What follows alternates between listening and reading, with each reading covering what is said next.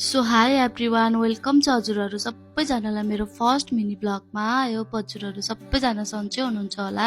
साथीहरू मलाई चाहिँ यो ब्लग मिनी ब्लगहरू चाहिँ एकदमै मनपर्छ कि एकदमै इन्ट्रेस्ट लाग्छ। झन् यो मिनी ब्लगहरू भोइस ओभर गरेर बनाएको मिनी ब्लगहरू त झन् एकदमै राम्रो लाग्छ, आफूलाई पनि इन्ट्रेस्ट लाग्छ बनाउनको लागि। अनि साथीहरू म चाहिँ यहाँनिर बिहान उठेर मुखसुख धोएर ब्रस गरिसकेँ। साथीहरू म चाहिँ अलिकति ढिलै उठ्छु कि 7:30 जति बजिसकेको थियो। अनि छोरा हेर्न जाँदा त हेर्नु न, यहाँ छोराको स्लिपिङ पोज मस्त बस सुतिरहेको छ। त्यसपछि लाग्यो फेरि म आफ्नै ड्युटीमा। साथीहरू अब यो बडाल कुडाल त तिनकै गर्नु परिहाल्यो, बिहान उठेपछि 4 हुन्छ, बढाल्नु परिहाल्यो। अनि साथीहरू म चाहिँ हजुरहरूलाई हेर्नु न, मेरो सानो एउटा किराना पसल छ कि देखाउँछु। चटपटे नि बेच्छु कि म, हजुरहरू सबैजना आइदिनु होला, एकदमै मिठो चटपटे बेच्छु।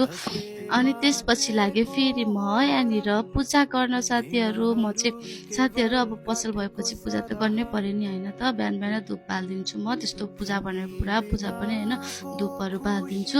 अनि मलाई चाहिँ मेरो लागि केही माग्नै आउँदैन कि साथीहरू। सधैँ म मेरो परिवारको राम्रो होस् त्यस्तो मात्रै भन्छु कि, आफ्नो लागि त केही माग्नै आउँदैन कि। अनि साथीहरू मेरो छोरा चाहिँ यहाँ उठिसकेको रहेछ, लिएर आएको। हाई गरिदेऊ न भने त हाई गर्दैन कि।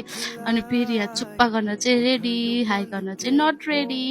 अनि त्यसपछि लाग्यो फेरि म यहाँ कोठा सफा गर्न। मेरो चाहिँ यो सफा गरेर बिहान बित्छ साथीहरू, यताउता खालि सफा। अनि मलाई चाहिँ यो ओछ्यान चाहिँ एकदमै राम्रोसँग पट्टाउनुपर्छ। मलाई चाहिँ जहाँ जाँदा पनि ओछ्यान नै पट्टाउन लाउनुहुन्छ, एकदमै खुसी पनि लाग्छ मलाई। अनि म चाहिँ यहाँ सफासुग्घर गरेर, सफासुग्घर होइन, ओछ्यान पटाएँ।